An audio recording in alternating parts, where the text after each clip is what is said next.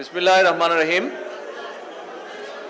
বাংলাদেশ জাতীয়তাবাদী দল বিএনপি কর্তৃক আয়োজিত 17 বছরের অপ্রতিরোধ্য সংগ্রামের রক্তধারা জুলাই শীর্ষক আজকের এই আলোচনা অনুষ্ঠানের সম্মানিত সভাপতি, মঞ্চে উপস্থিত বাংলাদেশ জাতীয়তাবাদী দলের স্থায়ী কমিটির সম্মানিত সদস্যবৃন্দ, মঞ্চে উপস্থিত বিগত স্বৈরাচার বিরোধী আন্দোলনের আমাদের রাজপথের সংগ্রামী বিভিন্ন জাতীয় রাজনৈতিক দলের সংগ্রামী জাতীয় নেতৃবৃন্দ এবং আমার সামনে উপস্থিত স্বৈরাচার বিরোধী আন্দোলন, জুলাই আন্দোলন সহ গণতান্ত্রিক আন্দোলনের সকল সৈনিকবৃন্দ, আসসালামু আলাইকুম। আমার মনে হয় আমরা আজকের এই অনুষ্ঠানটিকে ঘিরে যে আলোচনা করছি, এখানে আমার পূর্বে যে সকল বক্তা এখানে তাদের বক্তব্য উপস্থাপন করে গিয়েছেন, খুব সম্ভবত সকল কিছুই কম বেশি ক্লিয়ার হয়ে গিয়েছে। বিশেষ করে মান্না ভাই লাস্টে যে সকল কথাগুলো বলে গিয়েছেন আমার আগে দিয়ে, সকল কথাগুলোই আমাদের ইচ্ছা আকাঙ্ক্ষা, যা আমরা চেয়েছিলাম বা যা চাইছি, সকল কিছুই ক্লিয়ার হয়ে গিয়েছে। আমি সেই কথাগুলোতে পেছন দিকে খুব একটা যেতে চাইছি না। খুব সংক্ষেপে সকল কথার ভেতর থেকে যদি খুব সংক্ষেপে বলতে হয়, এতটুকুই বুঝি, সেটি হচ্ছে 1971 সালে স্বাধীনতা যুদ্ধে যারা আত্মত্যাগ করেছেন, শহীদ হয়েছেন, তাদের যে লক্ষ্য বা উদ্দেশ্য ছিল, স্বাধীনতা পরবর্তী সময় বিভিন্ন সময় গণতন্ত্রকে প্রতিষ্ঠিত করতে গিয়ে যে সকল রাজনৈতিক দলের যে সকল রাজনৈতিক কর্মী রাজপথে আত্মাহুতি দিয়েছেন, শহীদ হয়েছেন, এবং পরবর্তীতে শেষে জুলাই আন্দোলনে যে মানুষগুলোকে আমরা হারিয়েছি, যারা শহীদ হয়েছেন বিভিন্নভাবে বিভিন্ন সময়, বিগত 17 বছরই হোক, দেশ স্বাধীনের পরে বিভিন্ন সময় গণতান্ত্রিক আন্দোলনে যে সকল রাজনৈতিক কর্মীবৃন্দ বিভিন্নভাবে ক্ষতিগ্রস্ত হয়েছেন, প্রত্যেকের লক্ষ্য বা উদ্দেশ্য একটিই ছিল। কি সেই লক্ষ্য বা উদ্দেশ্য? এক, এই দেশের মানুষের রাজনৈতিক অধিকার প্রতিষ্ঠিত করা, অর্থাৎ মানুষ রাজনৈতিক অধিকার বলতে খুব সংক্ষেপে যদি আমরা বুঝে থাকি, তার কথা বলার অধিকার, মত প্রকাশের অধিকার, এবং বহির্বিশ্বে, বাংলাদেশ সহ বহির্বিশ্বে যেটি প্রতিষ্ঠিত, যে তার মতামত প্রকাশ করার অধিকার। অর্থাৎ গণতান্ত্রিক বিশ্বে মতামত প্রকাশের ধরন হচ্ছে ভোটের মাধ্যমে সেটি প্রকাশ করা। এই অধিকারটিকে প্রয়োগ যাতে তারা করতে পারে, সেটি প্রতিষ্ঠিত করা। দুর্ভাগ্যজনকভাবে দেশ স্বাধীনের পরে বিভিন্ন সময় থেকে থেকে জনগণের এই অধিকারটি বাধাগ্রস্ত হয়েছিল, এবং এই রাজনৈতিক অধিকার প্রতিষ্ঠার সাথে সাথে আরেকটি অধিকার, সেটি হচ্ছে জনগণের অর্থনৈতিক অধিকার। অর্থাৎ জনগণের মধ্যে বিভিন্ন শ্রেণী পেশার মানুষ তাদের নিজ নিজ যোগ্যতা অনুযায়ী তার কর্মসংস্থান, তার নিরাপত্তা, তার যোগ্যতা অনুযায়ী সেটি তার বিভিন্ন কর্মসংস্থান হোক বা ব্যবসা বাণিজ্য, অর্থাৎ সেই অধিকার যাতে সে পূর্ণভাবে ভোগ করতে পারে। খুব সংক্ষেপে যাতে যদি মনে করি আমরা, এটি হচ্ছে মানুষের মৌলিক বিষয়গুলির অন্যতম, বা যা তাদের চাওয়া ছিল, লক্ষ্য ছিল, এই অধিকারগুলোকে অর্জন করার। মঞ্চে উপস্থিত জাতীয় নেতৃবৃন্দ, আমার সামনে উপস্থিত আমার বিভিন্ন পর্যায়ে সহকর্মীবৃন্দ,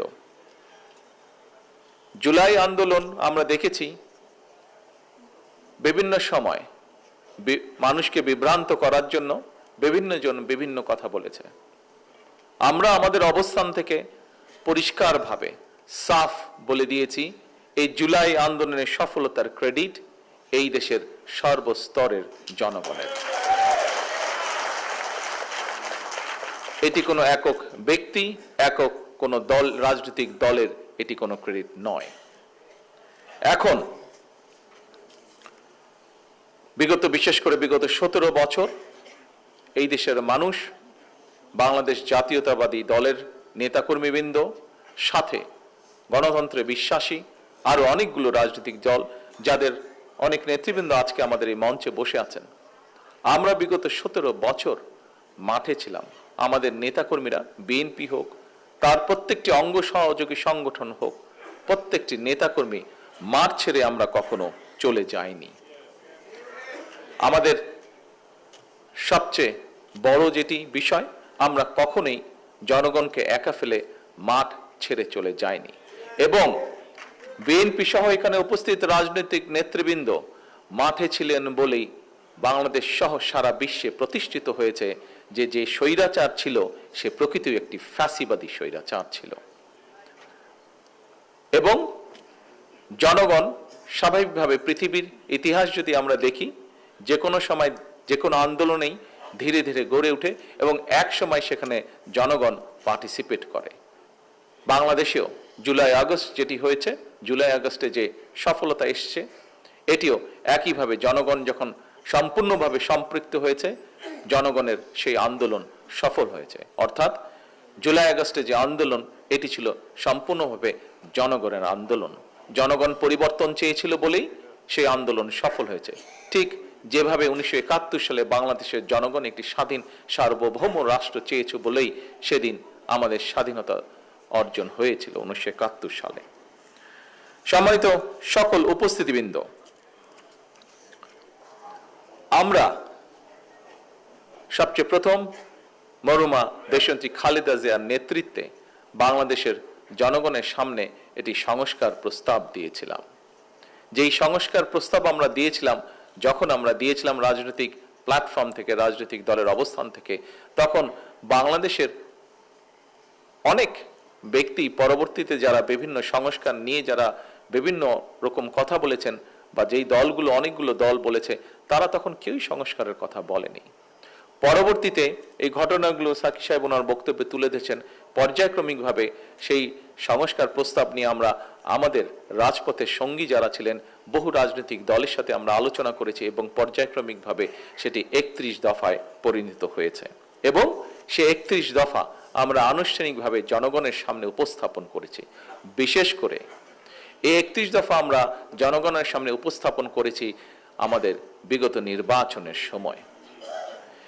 রাজনৈতিক দলের সদস্য হিসাবে আমি দৃঢ়ভাবে বিশ্বাস করি যে আমাদের বিগত যে নির্বাচনটি আমরা পার হয়ে এসেছি, যে নির্বাচনে জনগণ বাংলাদেশ জাতীয়তাবাদী দলের পক্ষে তাদের ম্যান্ডেট দিয়েছে, এই নির্বাচনে আমরা জনগণের সামনে আমাদের 31 দফা উপস্থাপন করেছিলাম।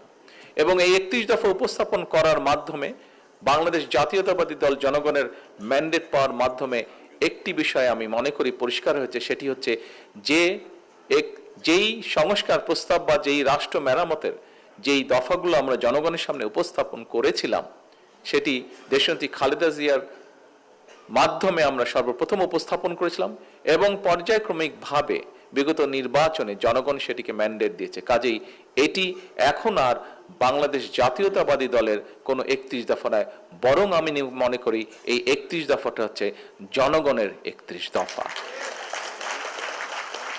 এখন সম্মানিত উপস্থিতিবৃন্দ, আমরা আজকে থেকে 2 বছর আগে ঠিক এই দিনে এই ঘরে উপস্থিত প্রত্যেকটি মানুষ সহ সমগ্র বাংলাদেশের প্রত্যেকটি মানুষ কি পরিস্থিতির ভিতর দিয়ে গিয়েছিল সেটি নিশ্চয়ই 2 সেকেন্ডের জন্য চোখ বন্ধ করলে আমাদের চোখের সামনে ভেসে উঠবে। আমরা এই বিষয়গুলো নিয়ে কি আলাপ করেছি, আলোচনা করেছি এই মঞ্চে সংক্ষিপ্তভাবে।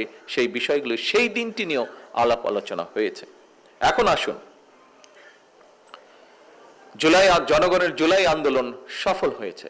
জনগণের কাঙ্ক্ষিত সেই গণতান্ত্রিক অধিকারও সফলতার পথ ধরে এতদূর পর্যন্ত আজ এসেছে। আমরা আমাদের 31 দফায় বলেছিলাম আমাদের মূল লক্ষ্য হচ্ছে জনগণের রাজনৈতিক এবং অর্থনৈতিক যে অধিকার সেটিকে প্রতিষ্ঠিত করা। আজকে আমরা একই সাথে এটাও বলেছিলাম যে আমাদের 31 দফা হচ্ছে রাষ্ট্র পুনর্গঠনের 31 দফা। প্রিয় উপস্থিতিবৃন্দ, আজকের বর্তমান সরকার 17 ফেব্রুয়ারি যখন রাষ্ট্র পরিচালনার দায়িত্ব পায়, আমরা রাষ্ট্র পরিচালনার দায়িত্ব গ্রহণ করার পরে আমরা দেখেছি, যদিও আমাদের ধারণা ছিল একটি, আমরা কম বেশি জানতাম, তারপরে স্বাভাবিকভাবেই যখন সরকারের ভিতরে এসেছি তখন পরিষ্কারভাবে দেখতে পেলাম আমরা যে আমরা অত্যন্ত একটি ভঙ্গুর অর্থনীতি পেয়েছি। আমরা দেখতে পেলাম আমরা একটি ভঙ্গুর স্বাস্থ্য ব্যবস্থা পেয়েছি।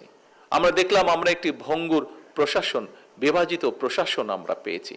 এবং এই বিভাজন শুধু সিভিল প্রশাসন নয়, সিভিল প্রশাসন বলুন, পুলিশ প্রশাসন বলুন, প্রশাসনের বিভিন্ন জায়গায় তার প্রতিফলন আমরা দেখেছি। আমরা দেখেছি একটি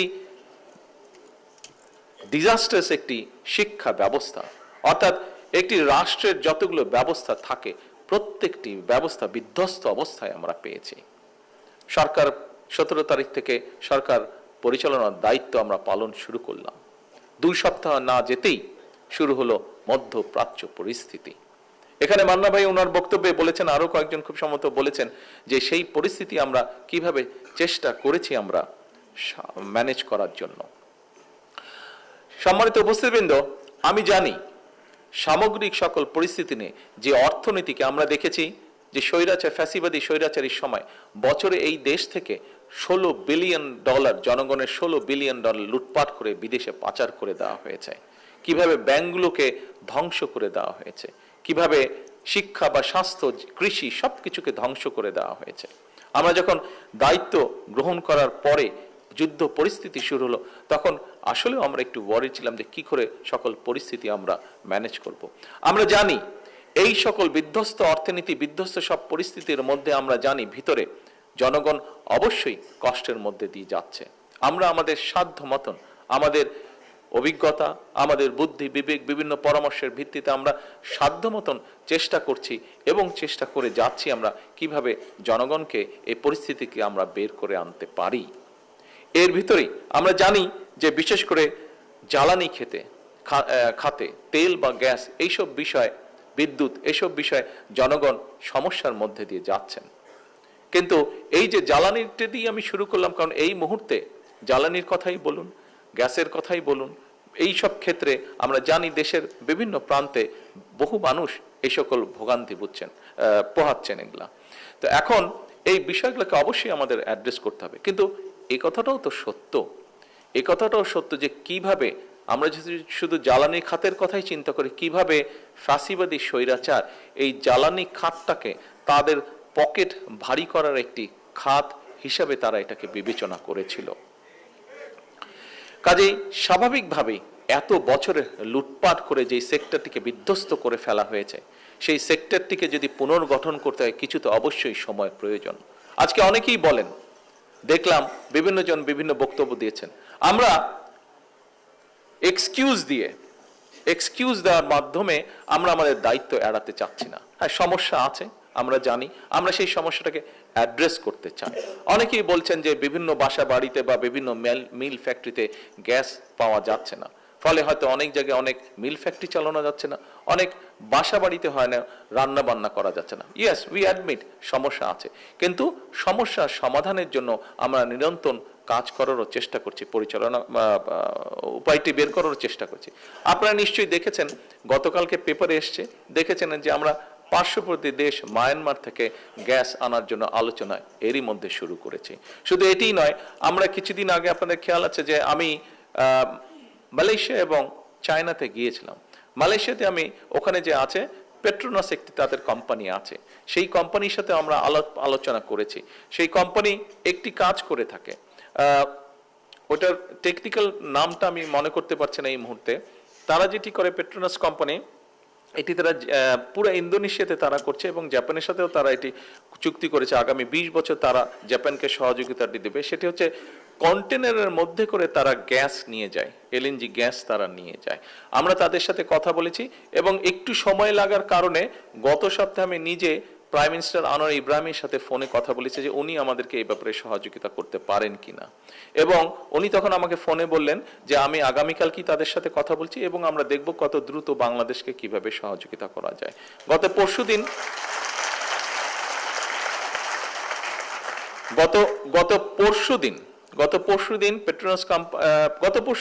গতকালকে গতকাল সন্ধ্যার সময় পেট্রোনাস কোম্পানি, এখানে তো টুকু সাহেব আছেন বোধহয়, টুকু সাহেব আসেননি, গতকালকে সন্ধ্যার সময় তাদের সাথে জুম মিটিং ছিল এবং জুম মিটিং এ তারা মোটামুটি ভাবে কথাবার্তা কমপ্লিট হয়েছে এবং তারা চেষ্টা করছে, যেহেতু তারা অলরেডি জাপানের সাথে 20 বছরের একটা কন্ট্রাক্ট করে ফেলেছে, কিন্তু তার ভিতর থেকেও তারা চেষ্টা করবে যত দ্রুত সম্ভব আগামী অক্টোবরের মধ্যে তারা আমাদেরকে সেইভাবে গ্যাস দেওয়ার চেষ্টা করবে যাতে আমরা আমাদের মিল ফ্যাক্টরিগুলোতে গ্যাস সরবরাহ করতে পারি।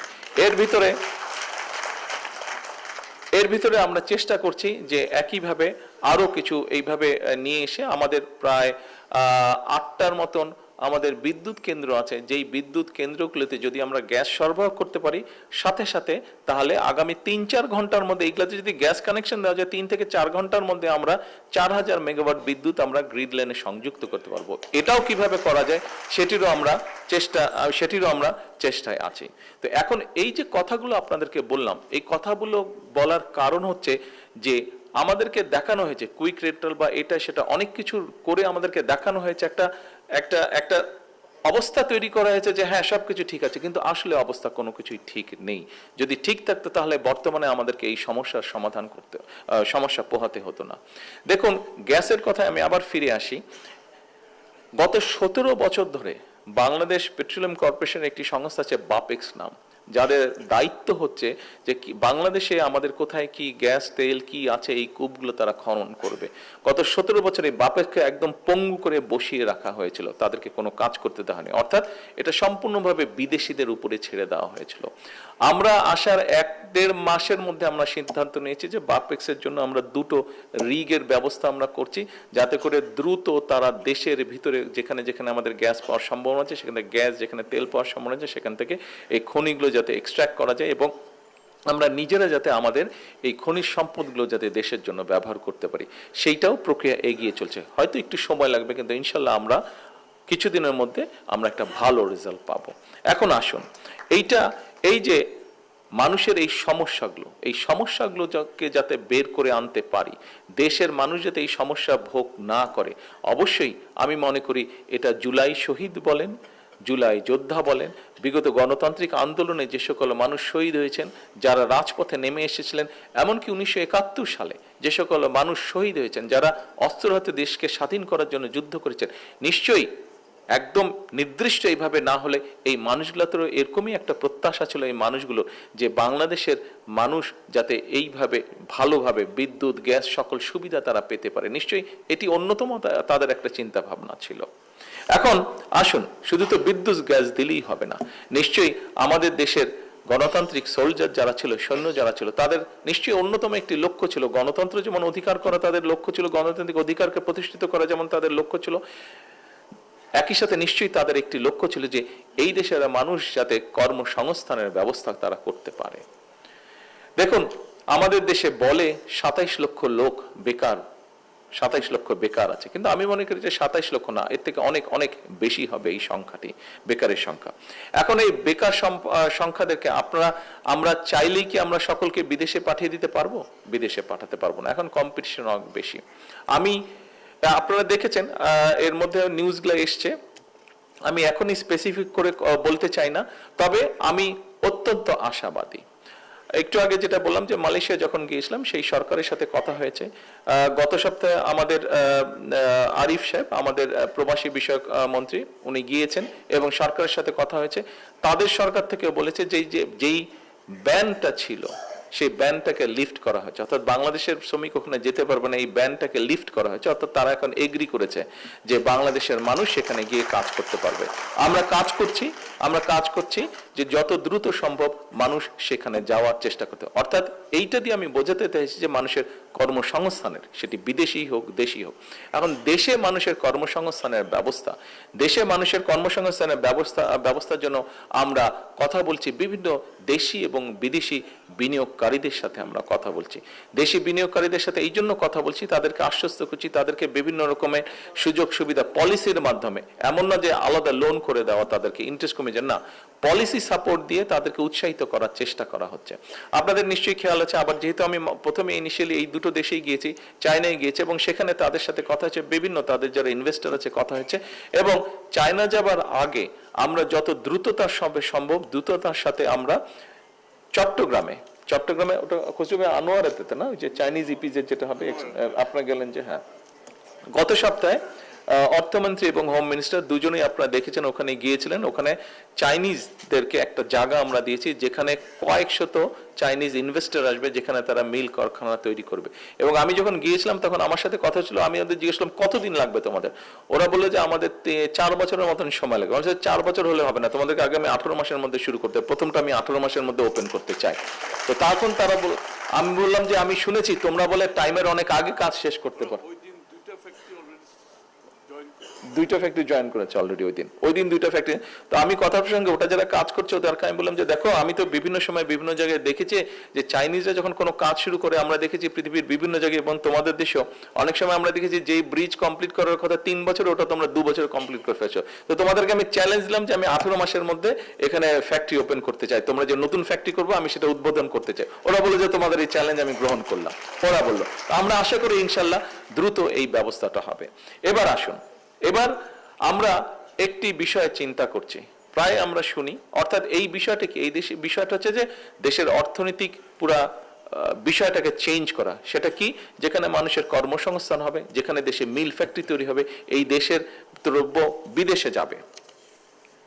বেকারের সংখ্যা 2 কোটির বেশি। ইয়াস, আমি তো বললাম 27 লক্ষ না, কোথায় একটা লেখা ছিল শিক্ষিত বেকারের সংখ্যা 27 লক্ষ, বাট অনেক বেশি। এটা অ্যানুয়ালি 27 লক্ষ করে অ্যাড হচ্ছে প্রতি বছর, 27 লক্ষ করে অ্যাড হচ্ছে অ্যানুয়ালি।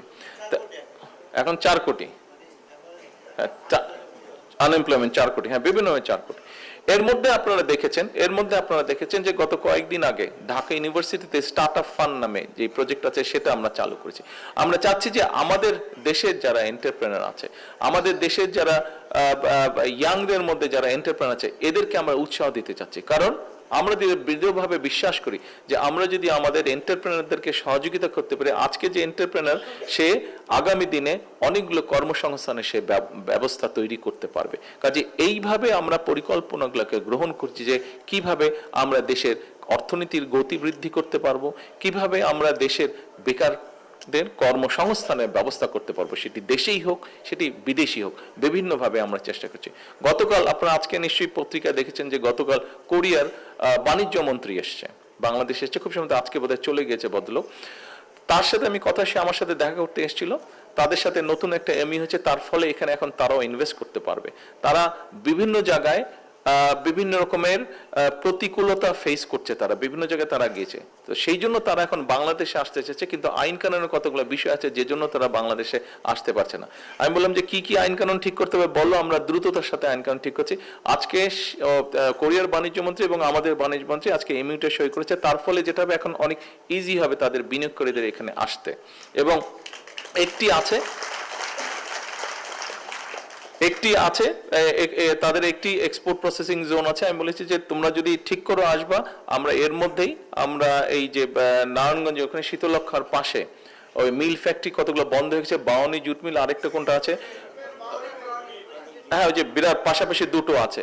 তো আমি ওদেরকে, হ্যাঁ 2টো বা 3টা আছে, ওই জায়গাটা আমরা ঠিক করে রেখেছি। ওই জায়গাটা ঠিক করে রেখেছি যে যারা সেমিকন্ডাক্টর বা ইলেকট্রনিক ইন্ডাস্ট্রি যারা করবে তাদের জন্য আমরা ওই জায়গাটা ঠিক করে রেখেছি। আমি কোরিয়ানকে বললাম যে তোমরা এখানে আসো, তোমাদের জন্য জায়গা ঠিক করা আছে, বিকজ কোরিয়ানরা সেমিকন্ডাক্টর ইলেকট্রনিকে তারা খুব ফেমাস, তারা খুব এটাতে এক্সপার্ট। তো আসো, স্যামসাং বা এই জাতীয় কোম্পানি যারা আসো, আমরা তোমাদেরকে জায়গার ব্যবস্থা করে দেবো এবং তোমাদের যে সকল পলিসি সাপোর্ট লাগবে আমরা সবকিছু তাদেরকে দেব। আজকে এখানে আসার 1-1.5 ঘন্টা আগে দিয়ে সৌদি আরবের পররাষ্ট্র প্রতিমন্ত্রী যে এসছে, ওই ভদ্রলোক এসেছিলেন আমার সাথে দেখা করতে, উনিও আমাকে বললেন, আমি বললাম যে উনি সোলারের কথা বললেন যে আমরা সোলারে ইনভেস্ট করতে চাই। আমি যে তুমি কে করবে পাঠায় দাও, বাকি ব্যবস্থা আমরা করছি, যত দ্রুত সম্ভব আমরা করছি। তো আমরা এখন এইভাবে আমরা দেশের ভিতরে হোক, আমাদের দেশীয় ইনভেস্টর যারা আছে, আপনারা দেখেছেন পত্রিকা নিশ্চয়ের মধ্যে দেখেছি যে আমাদের দেশীয় যারা শিল্পপতি আছে, আমরা তাদেরকেও বিভিন্নভাবে তাদেরকে আমরা দাওয়াত দিচ্ছি, তাদের সাথে আমরা কথা বলছি, তাদের বিভিন্ন রকম সমস্যা আছে সেগুলো আমরা সমাধানের চেষ্টা করছি। এখানে একজন বক্তা বলেছেন যে বন্ধ মিল ফ্যাক্টরি কারখানা আছে, সরকারের কাছে বিটিএমসি এবং বিটিএ আরেকটা জুট যেটা আছে তাদের কাছে সব মিলিয়ে এবার 50টার মতন মিল ফ্যাক্টরি যেগুলো বন্ধ হয়ে পড়েছে, বিরাট বিরাট জায়গা নিয়ে বিল্ডিং টিল্ডিং হয়ে পড়ে আছে, কিন্তু সেগুলো বন্ধ হয়ে পড়ে আছে। বছরের পর বছর ধরে সরকার এগুলোর পিছনে টাকা গুনছে, টাকা দিয়ে দিচ্ছে, কিন্তু কিছু করতে পারছে না। এগুলা নিয়ে অনেকবার বসা হয়েছে এবং আমরা আমাদের দেশীয় ব্যবসায়ী যারা আছে, বিদেশি যারা তাদের সামনে কথা বলছি এবং আমরা আশা করছি আগামী 6-7 মাসের মধ্যে এর মধ্যে অনেকগুলো আমরা চালু করতে সক্ষম হব, অর্থাৎ প্রাইভেট সেক্টরে আমাদের, যার ফলে কয়েক হাজার কর্মসংস্থানের ব্যবস্থা ইনশাল্লাহ হয়ে যাবে। এখন এই যে কাজগুলো আমরা করছি, আসুন এবার গেল, আমি তো কর্মসংস্থানের কথা বললাম, আমরা এনার্জির কথা বললাম, আমরা কি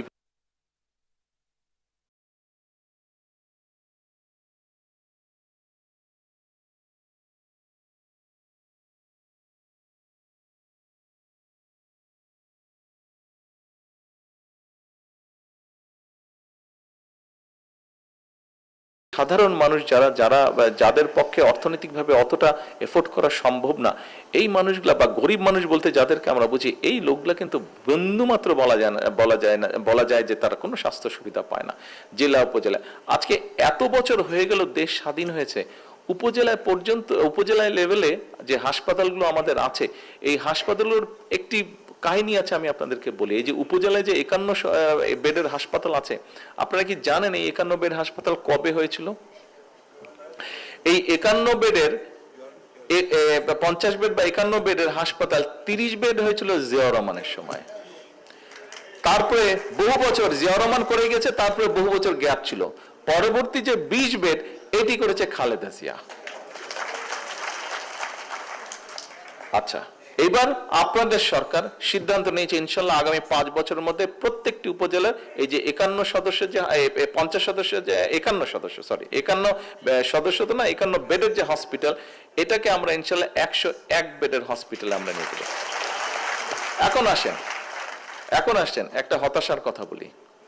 এই যে 51 বেডের যে হসপিটাল, একটা হসপিটালও কি আপনারা জানেন যে ডায়ালিসিস করার মেশিন নেই? উপজেলা হাসপাতালে ডায়ালিসিস হয় না, কি একটা মানে ফ্রাস্ট্রেটিং কথা। আজকে 56 বছর হচ্ছে বাংলাদেশ স্বাধীন হয়েছে, আমরা উপজেলা হাসপাতালে আমরা কিডনি ডায়ালিসিস করার মেশিন আমরা স্থাপিত করতে পারি নাই। জানলে খুশি হবেন আপনাদের, হ্যাঁ না জেলা পর্যায়ে নেই, আপনারা জানলে খুশি হবেন যে জেলা পর্যায়ে আগামী 3 থেকে 6 মাসের মধ্যে মোটামুটি ম্যাক্সিমাম জেলা পর্যায়ে আমরা মিনিমাম, যেখানে আপনার মেডিকেল কলেজ, সেখানে আমরা 10 বেডের করছি, এবং যেখানে মেডিকেল কলেজ নেই, মেডিকেল কলেজ 50 বেডের, জেনারেল হাসপাতালে 10 বেডের, মেডিকেল কলেজে 50টা dialysis machine, 50 bed dialysis machine, এবং যেটা হাসপাতাল জেনারেল হাসপাতাল সেখানে 10 বেডের ডায়ালিসিস মেশিন। এবং আগামী 2 বছরের মধ্যে 2 থেকে 3 বছরের মধ্যে আমরা উপজেলায় নিয়ে যাব। এটা 2 থেকে 3 বছরের মধ্যে সবগুলা উপজেলায় আমরা ইনশাল্লাহ 10 বেড করে, মিনিমাম 10 বেডের করে ডায়ালিসিস পেশেন্টরা যেটা ডায়ালিসিস সেখানেই করতে পারে, সেই ব্যবস্থাটা আমরা করছি। আপনারা নিশ্চয়ই খেয়াল করেছেন একটা জিনিস, এই যে বাজেটটা আমরা তো বলি জনবান্ধব বাজেট, কিন্তু এবার আমরা জনগণের জন্য বাজেট করার চেষ্টা করছি। আপনারা দেখেছেন যে স্বাস্থ্যের ব্যাপারে অনেকগুলো বিষয়ের উপরে কিন্তু গভর্নমেন্ট বলা যায় যে ট্যাক্স উঠিয়ে নিয়েছে বা 50% করেছে। তার ফলে যেটা হবে, এখানে নিশ্চয়ই কার্ডিয়াক ডক্টর আছেন, যারা কার্ডিয়াক ডক্টর, বিটু কোথায় গেল, কার্ডিয়াক ডক্টর আছে, যেমন আমাদের একটা ডাক্তার আছে, জানেন, ছেলে আমার সাথে আছে, বিটু নাম, ও কার্ডিয়াক সার্জন, কার্ডিয়াক স্পেশালিস্টও। আগে যেখানে 1,20,000-এর মতন কারো যদি স্টেন্টিং হতো, 1,20,000-30,000-এর মতন খরচ পড়তো। এই খরচটা গত বাজেটে আমরা সেই স্টেন্টিং এর উপর থেকে ডিউটিটা অর্ধেক করে দেওয়ার ফলে এই খরচটা কমে এখন 50 থেকে 60,000 টাকার মধ্যে এটা চলে এসেছে। এর বাইরেও যে এই যে ডায়ালিসিসের কথা বললাম, ট্যাক্সটা রিডিউস করার ফলে প্রায় 800 থেকে 1000 টাকার মতন কম খরচ হবে প্রত্যেকটা মানুষের। আগে যেখানে প্রায় 2000 টাকার মতন লাগতো, সেটা এখন প্রায় 1200 টাকার মধ্যে চলে আসবে তাদের ডায়ালিসিস করার খরচটা। এর বাইরেও চোখের যে লেন্সটা ছিল, যেটা বহু মানুষের প্রয়োজন হয়, লেন্সটা মানে এটা ওই যে সুন্দর দেখানোর জন্য, নট দ্যাট লেন্স, চোখের পাওয়ারের জন্য যে লেন্স, যেটা মানুষের আসলেই প্রয়োজন, সেই লেন্সটার উপরেও ট্যাক্স বলা যায় প্রায় জিরোর কাছাকাছি, অর্থাৎ কমিয়ে ফেলা হয়েছে। তার ফলে গরিব মানুষের জন্য এটাও একটা উপকার হবে। ঠিক একইভাবে সবাই বলে ইয়াং জেনারেশনের কথা, তরুণদের কথা বলে, সেই তরুণরা যাতে উৎসাহ ফিল করে, সেই তরুণরা যাতে আইটিতে ভালো করে কাজ করতে পারে, সেই জন্য আইটি সংক্রান্ত যতগুলো প্রোডাক্ট আছে এগুলোর উপর ট্যাক্স অলমোস্ট জিরো করে ফেলা হয়েছে, যাতে করে এখানে অনেক কর্মসংস্থানের ব্যবস্থা হয়। হার্টের ওটাই তো স্টেন্টিং এর কথাই বললাম। তো এখন উপস্থিতিবৃন্দ, শিক্ষার ক্ষেত্রে আপনারা দেখেছেন আমরা শিক্ষা ব্যবস্থাটাকে চেঞ্জ করতে চাই। শিক্ষাটা নিয়ে সংক্ষেপে আপনাদের সামনে বলি, একটু পরে মাগরিবের আজান দিয়ে দিবে, অনেকক্ষণ আপনারা 4-4.5 ঘন্টা বসে আছেন, ধৈর্য দিচ্ছি। কিন্তু কেন আমি এই কথাগুলো বলছি, আপনারা হয়তো অনেকে ভাবতে পারেন যে জুলাই আজকে যে প্রোগ্রাম, এই প্রোগ্রামের সাথে আমার এই বক্তব্য কিভাবে রিলেট করছে। আমার বক্তব্যটা এই জন্যই রিলেট করছে, দেখেন আমরা যেই কথাগুলো বলছি এটা আমি একটু গর্ব করেই বলি। আমরা, আপনার সরকার যেই কথাগুলো বলছে, যেই কাজগুলো করছে, আপনার সরকারের বাইরে আর যে রাজনৈতিক দলগুলো যারা বিভিন্নভাবে আমাদেরকে বিভিন্ন কথা বলছে, আপনারা একটু চিন্তা করে, ঠান্ডা মাথায় চিন্তা করে দেখেন তো তাদের কথার মধ্যে কতটুকু সাবস্টেন্স আছে, তাদের কথার মধ্যে কতটুকু প্ল্যানিং, প্রোগ্রামিং, পরিকল্পনা, চিন্তা ভাবনা আছে। কথা বলে দেখেন তো, নেই। কিন্তু আপনাকে 31 দফা, এই দেশের জনগণকে 31 দফা, অর্থাৎ বিএনপি শিক্ষা খাতে কি করবে, বিএনপি স্বাস্থ্য খাতে কি করবে, বিএনপি ইন্ডাস্ট্রির জন্য কি করবে, বিএনপি ব্যাংকিং খাতে কি করবে, বিএনপি কোন খাতে কি পরিকল্পনা গ্রহণ করবে বা কি তার চিন্তা ভাবনা প্ল্যানিং করতে চায়, কাজ করতে চায়, প্রত্যেকটি বিএনপি জনগণের সামনে তুলে ধরেছে। আর কোন রাজনৈতিক দল বাংলাদেশে এই কাজগুলো করেছে আপনারা বলতে পারেন আমাকে? রাজনীতিতে করি আমরা জনগণের জন্য, রাজনীতি। আরে ভাই দাঁড়ান, স্লোগান দেন, এই জিনিসটাই বিরক্ত লাগে। স্লোগান দেন, আগে শোনেন, বোঝেন, আগে শোনেন, কথা শোনেন, বোঝেন, বুঝে জিনিসটা ডেলিভারি দেওয়ার চেষ্টা করেন। তো আর কোন রাজনৈতিক দল কিন্তু কাজগুলো করেনি। কোন রাজনৈতিক দল, আমরা শুধু গাল ভরা কথা শুনেছি, আমরা গলা ভরা কথা শুনেছি, গাল ভরা কথা আমরা শুনেছি। আমরা কতগুলো কথা শুনেছি যেগুলা শুধু তর্ক বিতর্ক, আমরা শুনেছি সমালোচনা, আমরা বিভিন্ন মানে মানুষকে খারাপ, অর্থাৎ এমন একটা অবস্থা হয়ে দাঁড়িয়েছিল বা এমন একটা অবস্থা এখনো ক্ষেত্র বিশেষে দেখতে পাচ্ছি আমরা, যে আমি ভালো আর সব খারাপ। আমরা এই ভালো খারাপের মধ্যে যেতেই চাই না। আমাদের রাজনীতিতে যে জনগণকে নিয়ে, আমাদের রাজনীতির চেয়ে দেশকে নিয়ে। আমরা দেখেছি শহীদ রাষ্ট্রপতি জিয়া রহমান সকাল থেকে রাত পর্যন্ত কিভাবে এই দেশের মানুষের জন্য কাজ করেছেন। সে খালকাটা থেকে শুরু করে রাজধানী পর্যন্ত কিভাবে দেশের জন্য কাজ করেছেন, দেশের মানুষের জন্য কাজ করেছেন।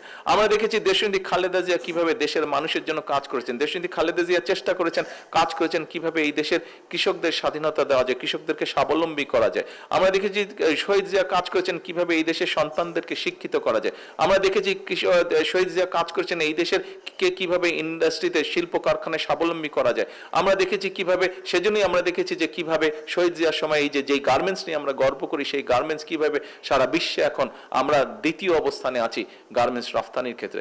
আমরা দেখেছি কিভাবে দেশনেত্রী খালেদা জিয়ার সময় 1996 সালে এই যে স্বৈরাচার যে তখন ক্ষমতায় ছিল 1996 সালে, তাদের শিল্পমন্ত্রী বলতে বাধ্য হয়েছিল যে 91 থেকে 96 পর্যন্ত দেশে খালেদা জিয়ার সময় প্রায় 80,000 শিল্প কলকারখানা এই দেশে প্রতিষ্ঠিত হয়েছিল। আমরা দেখেছি তাদের কাজেই তাদের সেই পথকেই ধরে রাখতে চায়। এই জন্যই আমরা এমন কাজগুলো করতে চাই যেই কাজগুলোর ফল জনগণ পাবে। জনগণ যেই কাজগুলোর ফল পাবে, শুধু কথা শুনবে না, জনগণ দেখবে যে ইয়াস বিএনপি এই কাজগুলো করেছে, সেজন্য আমি, আমার পরিবার, আমার সন্তান একটি সেফ পজিশনে আছে। সেই জন্য বিএনপি এই কাজগুলো করেছে বলেই আমি, আমার পরিবার, আমার সন্তান, আমরা একটি নিশ্চিত সুন্দর ভবিষ্যতের দিকে এগিয়ে যাচ্ছি। উপস্থিতিবৃন্দ, আমাদের রাজনীতি এটাই হওয়া উচিত। অনেকে অনেক কথা বলবে, সবার সব কথা এত কান দেবার দরকার নেই। আসুন, আমরা শপথ করেছি এই দেশের মানুষের জন্য ডেলিভারি করার, এই দেশের মানুষেরকে ডেলিভার করব, আমরা কাজ ডেলিভার করব। আমরা আজকে কি পেলাম? হ্যাঁ, আমি জানি এখানে আপনারা যারা আজকে ঘরে উপস্থিত আছেন, এমনকি এই মঞ্চে উপস্থিত যারা আছেন, বিভিন্ন জন বিভিন্ন অত্যাচার নির্যাতনের ভিতর দিয়ে আপনারা গিয়েছেন, বিভিন্ন জন বিভিন্ন কিছু হারিয়েছেন জীবনে। আমি আমার বাড়িঘর সবকিছু হারিয়ে ফেলেছি, যেই বাড়ি রেখে আমি চলে গিয়েছিলাম, ফিরে এসে তো আমি সেই বাড়ি দেখিনি। তো আমরা সকলেই, বহু মানুষ বহু কিছু হারিয়েছি আমরা। কিন্তু আসুন, এখন বোধহয় আমাদের মাইন্ডসেট চেঞ্জ করার একটি সময় চলে এসেছে, পরিস্থিতি চলে এসেছে। আমরা এখন নিজে কি পাবো, দিয়েছি তো। আমরা তো গত 17 বছর বিএনপি জাতীয়তাবাদী শক্তি এবং তার সাথে আমাদের যারা সহকর্মী, আমাদের অন্যান্য রাজনৈতিক সহকর্মী ছিল, প্রত্যেকে তো আমরা দিয়েছি তো। আমরা আমাদের সময় দিয়েছি, আমরা আমাদের ঘাম দিয়েছি, আমরা আমাদের যতটুকু সম্ভব অর্থ সেটি আমরা ব্যয় করেছি রাজনীতির জন্য। আমরা আমাদের পরিবারকে বঞ্চিত করে সেই অর্থ, সম্পদ, সময় সবকিছু আমরা দেশের জন্য, দেশের জনগণের জন্য আমরা ব্যয় করেছি। দেশের জনগণের গণতন্ত্রকে প্রতিষ্ঠিত করার জন্য ব্যয় করেছি। দেশের জনগণের অর্থনৈতিক স্বাধীনতাকে প্রতিষ্ঠিত করার জন্য ব্যয় করেছি। কাজে আসুন, জনগণ আপনাদের পক্ষে রায় দিয়েছে। এখন আমাদের সকলের দায়িত্ব হচ্ছে জনগণের সেই দেওয়া দায়িত্বটি সঠিকভাবে পালন করা, সঠিকভাবে সিনসিয়ার ভাবে আমাদের পালন করা। আমরা কি পাবো সেটি বড় কথা নয়, আমরা কি দিতে পারবো দেশ এবং জনগণের জন্য, সেটিই হোক আজকের এই জুলাইয়ের আমাদের যে রক্তঝরা জুলাইয়ের যে জাগরণ, এই যে প্রোগ্রাম, আজকের এই প্রোগ্রামের আমাদের এটি হোক শপথ, এটি হোক আমাদের প্রতিজ্ঞা যে আমরা কি দিতে পারবো। কম্পিটিশন দিয়ে আমাদেরকে দিতে হবে কি দিতে পারবো। এই যে দেখেন, কয়েকদিন আগে আপনার বাচ্চাদের এই যে খেলা হলো, প্রাইমারি স্কুলের বাচ্চাদের ফুটবল খেলা হলো, ছেলেদের এবং মেয়েদের। 22 লক্ষ ছেলে মেয়েরা এটাতে পার্টিসিপেট করেছে। তারপরে 14 বছর বয়স পর্যন্ত 12 থেকে 14 নতুন কোটি স্পোর্টস প্রতিযোগিতা হলো, যে 8টি বিষয় স্পোর্টস প্রতিযোগিতা হলো। দেখেন, আমরা যখন এখানে আলোচনায় বসি, আমরা যখন বক্তব্য দিই, অনেক সমস্যার কথা বলে। একটি সমস্যার কথা সবাই বলে। বিভিন্ন সময় যখন নির্বাচনের সময় গিয়েছি, তারপরেও যখন বিভিন্ন ডিস্ট্রিক্টে বিভিন্ন জায়গায় গিয়েছি, একটি সমস্যার কথা সবাই বলে। কি সেটা? হ্যাঁ, আমাদের তরুণ সমাজ ড্রাগে জড়িয়ে যাচ্ছে, বিভিন্নভাবে আসক্তিতে তারা জড়িয়ে যাচ্ছে। এখন আপনি কতজনকে চিকিৎসা দেবেন আর কতজনকে আপনি ধরে ধরে জেলে পুরবেন? সম্ভব এটা? এত হাজার হাজার লক্ষ লক্ষ কোটি কোটি মানুষকে জেলে ভরা বা চিকিৎসা দেওয়া সম্ভব না। তাহলে আপনাকে উপায় বের করতে কি করতে হবে? তাহলে এই যে ইয়াং জেনারেশন, আমরা সবাই কিন্তু ওই বয়সটা পার হয়ে এসেছি। সেটি 15, 16, 17, 18, 20, 22 বছর বয়সটা কিন্তু আমরা পার হয়ে এসেছি। কাজে সেটার এক্সপিরিয়েন্স আমাদের আছে। প্রত্যেকটা মানুষ এই ঘরে আমরা ওই বয়সে কি হয়, অবশ্যই মানসিক এবং শারীরিক একটা এনার্জি থাকে। এই এনার্জিটাতে আপনাকে বার্ন করার জন্য একটা এভিনিউ দিতে হবে। তো কোথায় আপনি বার্ন করবেন? কাজে আপনি যদি বাচ্চা ছেলে বা মেয়েটাকে আপনি যদি স্পোর্টসের আয়োজন করে দেন, সেখানে সে তার এই এনার্জিটা বার্ন করবে। আপনি যদি তাকে সায়েন্স ফেয়ারের অ্যারেঞ্জ করে দেন, সেখানে তার সেই এনার্জিটা বার্ন করবে। আমার ছোটবেলায় গিটার বাজানোর ইচ্ছা ছিল, পিয়ানো বাজানোর ইচ্ছা ছিল, যে কোনো কারণে আমি পারিনি। আপনাদের অনেকেরই বিভিন্ন ভাবে ছিল। আপনার কারো ছবি আঁকার ইচ্ছা ছিল, আপনি হয়তো শিখতে পারেননি। এরকম লক্ষ কোটি বাচ্চা যাদের মধ্যে যে ইচ্ছাটা আছে, আমাদেরকে তাদেরকে সেই সুযোগটা করে দিতে হবে। তাহলেই সে খারাপ রাস্তায় না গিয়ে সে ভালো রাস্তায় চলে আসবে। আপনারা এখানে যারা বিএনপির নেতাকর্মীরা আছেন, আপনারা সবাই একটি নামের সাথে পরিচিত। নামটা হচ্ছে ফাতেমা। নিশ্চয়ই আপনারা চেনেন সবাইকে। আম্মার সাথে ফাতেমা ছিল, সে আম্মার সাথে জেলও খেটেছে। ফাতেমার এক ছেলে আছে। ওই দিন জায়মা আমাকে কথাটা বলছিল। বিষয়টা কি, ঘটনা শুধু বলি। ফাতেমার ছেলে এখন ফাতেমার সাথে থাকে। আম্মার সাথে যখন ফাতেমা ছিল তখন ও দেশের বাড়িতে থাকতো। এখন বড় হয়েছে, এখন ওর ছেলে মেয়ে ওর সাথে থাকে। একটা ছোট বাড়ি ভাড়া নিয়ে ওরা ঢাকাতেই থাকে, আমাদের বাসা থেকে একটু দূরে। তো ওর ছেলে একদিন ওকে বলছে যে, মা আমাকে অমুক ফুটবল ক্লাবে, কি একটা ফুটবল ক্লাবের নাম বলেছে, ওখানে আমাকে ভর্তি করে দাও। তো 1,500 টাকা বোধহয় লাগবে। তো তুমি 1,500 টাকা দিয়ে ফুটবল ক্লাবে ফুটবল খেলবো? তুমি বলে, হ্যাঁ, ফুটবল আমি এই জন্য খেলবো, কারণ আমি যদি ফুটবল খেলি, পড়ালেখার পাশাপাশি যদি আমি এখানে ফুটবল কোর্সটা করি, তাহলে যেটা হবে, আমার কিছু বন্ধু বান্ধব আছে যাদেরকে আমার ভালো লাগে না, কিন্তু আমি যদি ওখানে না যাই, ওরা আমাকে জোর করে টেনে ওদের সাথে নিয়ে যাবে, আমি ভালো থাকতে পারবো না।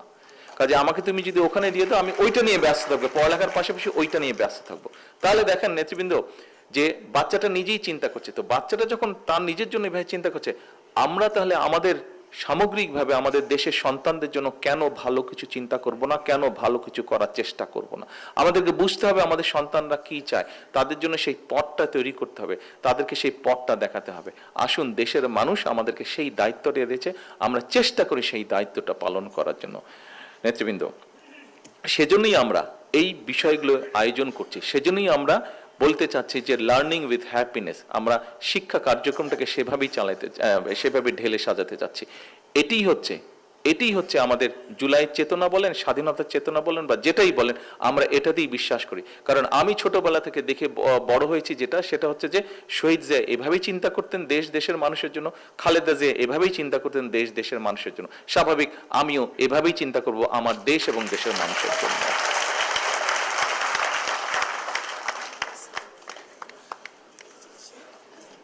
হ্যাঁ,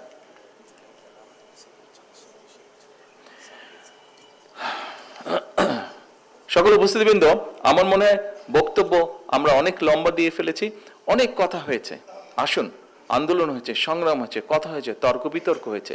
এখন সময় হচ্ছে দেশ পুনর্গঠন করা, এখন সময় হচ্ছে দেশকে এগিয়ে নিয়ে যাওয়া, এখন সময় হচ্ছে ধৈর্য সহকারে ঠান্ডা মাথায় যারা ষড়যন্ত্র করতে চায় তাদের ষড়যন্ত্রের প্রতি সজাগ দৃষ্টি রাখা, জনগণকে সতর্ক করা, এবং ঠিক একইভাবে আমরা যেই পরিকল্পনা জনগণের সামনে দিয়েছি, আমরা জনগণের জন্য যা করতে চাইছি, দেশকে পুনর্গঠনের জন্য আমরা যা করতে চাইছি, সেগুলো ধীরে ধীরে বাস্তবায়ন করা।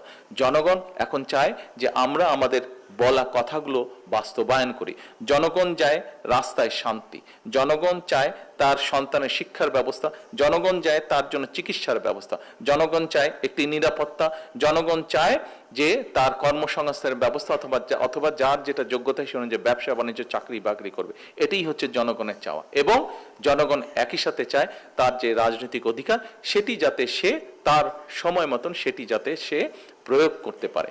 জনগণ যেসব বিষয় আমরা কয়েকদিন যাবত রাজনীতিতে দেখছি, পত্রপত্রিকা দেখছি, আমার মনে হয় না কোনো গণতন্ত্রে বিশ্বাসী জনগণের কোনো সদস্য এইরকম কোনো কিছু দেশের মধ্যে চায়। আমার মনে হয় আপনারাও আমার সাথে কম বেশি একমতই হবেন। কাজে আসুন, জনগণ যেটি চায় আমরা সেই কাজে নিজেদেরকে নিয়োজিত করি। আজকে যেহেতু এইটি জুলাই আন্দোলনকে ঘিরে আলোচনা, আরেকটি কথা আপনাদের সাথে শেয়ার না করলেই নয়। দেখুন, জুলাইতে আমার নিজের দল সহ অন্যান্য রাজনৈতিক দল যারা আমাদের সাথে রাজপথে ছিলেন তারা সহ নাম জানা না জানা অরাজনৈতিক বহু মানুষ জুলাই আন্দোলনে বিভিন্নভাবে ক্ষতিগ্রস্ত হয়েছেন। আমাদের পক্ষে যতটুকু সম্ভব হয়েছে, সরকারের পক্ষে যতটুকু সম্ভব হয়েছে, এবং সামনের দিনে সরকারের সামর্থ্য অনুযায়ী যতটুকু সামর্থ্য অনুযায়ী সম্ভব হবে, পরিষ্কারভাবে আমি একটি কথা বলতে চাই, জুলাই আন্দোলনে যারা ক্ষতিগ্রস্ত হয়েছেন আমরা তাদের সাথে আছি। আমরা আমাদের সাধ্য মতন এই মানুষগুলোর পাশে থাকবো। আমরা আমাদের সাধ্য মতন এই মানুষগুলোর ভিতরে যাদের চিকিৎসা প্রয়োজন তাদেরকে আমরা চিকিৎসার ব্যবস্থা করব, যাদের কর্মসংস্থানের প্রয়োজন ইনশাল্লাহ তাদের জন্য আমরা কর্মসংস্থানের ব্যবস্থা করব। পরিশেষে আর বক্তব্য লম্বা করব না, পরিশেষে আবারও স্বাধীনতা যুদ্ধে যারা শহীদ হয়েছেন, বিভিন্ন গণতান্ত্রিক আন্দোলনে যে সকল মানুষ শহীদ হয়েছেন, পরিশেষে জুলাই আন্দোলনে যে সকল মানুষ শহীদ হয়েছেন সকলের আত্মার মাগফিরাত কামনা করে, এবং যে সকল মানুষ আহত হয়েছেন, যে সকল নাম জানা না জানা রাজনৈতিক কর্মী নেতা যারা আহত হয়েছেন, বিভিন্নভাবে ক্ষতিগ্রস্ত হয়েছেন, তাদের সকলের প্রতি কৃতজ্ঞতা এবং সমবেদনা জানিয়ে আমি আমার বক্তব্য শেষ করছি। আল্লাহ হাফেজ। বাংলাদেশ জিন্দাবাদ।